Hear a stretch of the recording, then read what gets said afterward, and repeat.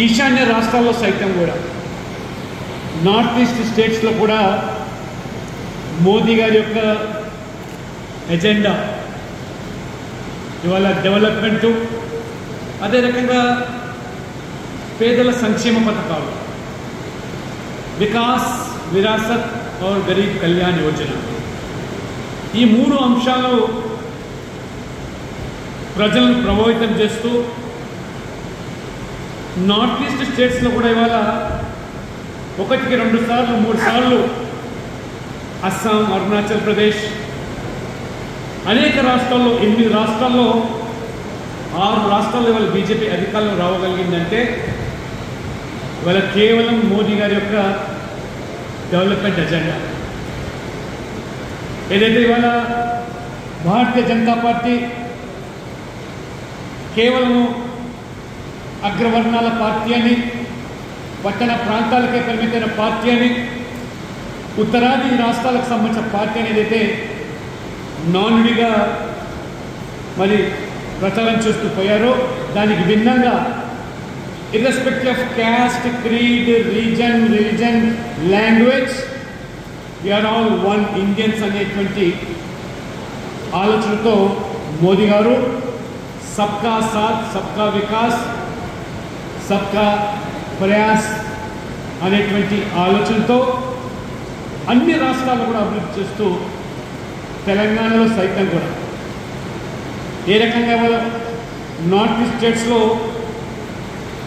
Minority domination population ఉన్నటువంటి రాష్ట్రాల్లో BJP గెలవగలుగుతున్నదంటే కేవలం ఈ యొక్క అభివృద్ధి రుచి. 2014 నుంచి ఈ 10 సంవత్సరాల కాలంలో ఈశాన్య రాష్ట్రాల ప్రజలు వారు మేము భారతదేశ పౌరులమా, are we are really citizens of India అనేటువంటి ప్రశ్న ఉత్పన్నమయ్యేది. గత కాంగ్రెస్ హయాంలో, యూపీఏ హయాంలో ఏ రకంగా వాళ్ళు విస్మరించారు. కానీ మోదీ గారు he has brought all the north eastern states very closer to Delhi.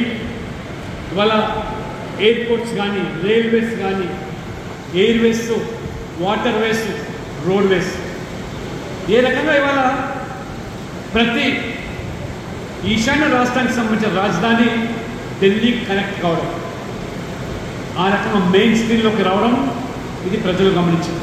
అందుకే తెలంగాణలో కూడా ఈరోజు ప్రజలు విసిగిపోయినారు.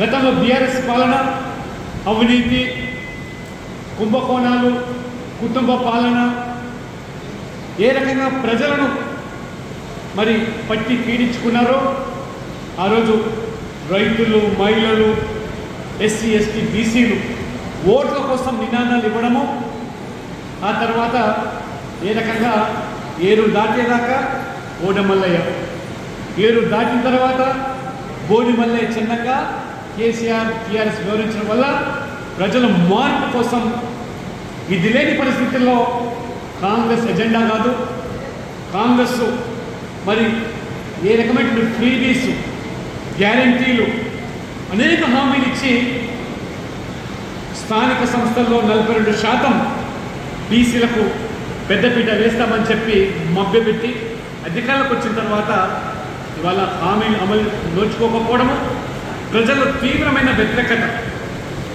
రేవంత్ రెడ్డి గారి మాటలు కోటలు దాటుతున్నాయి కానీ పనులు మాత్రం గడప దాటట్లేదు. అందుకని భారతీయ జనతా పార్టీ వైపు చూస్తాం.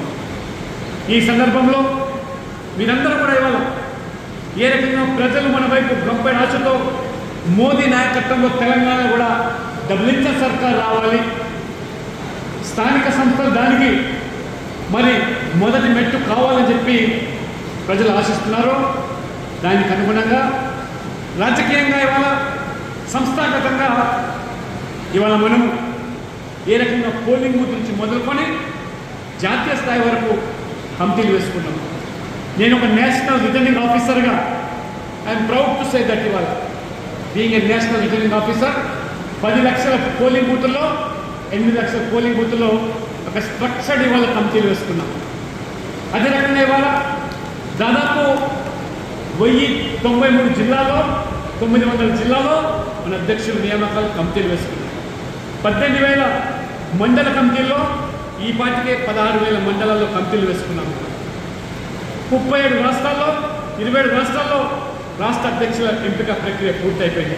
త్వరలో నేషనల్ ప్రెసిడెంట్ ఎన్నిక కూడా జరిగింది. ఈ రకంగా సంస్థాగతంగా 13 సంవత్సరాలకు ఇవాళ BJP is a party with difference అన్నప్పుడు ఏ రకంగా ఇవాళ అమలు చేస్తూ పోలింగ్ గురించి ఒక సంస్థాగతంగా మన ఇవాళ ఒక స్ట్రక్చర్డ్ ఆర్గనైజేషన్ నిర్మాణం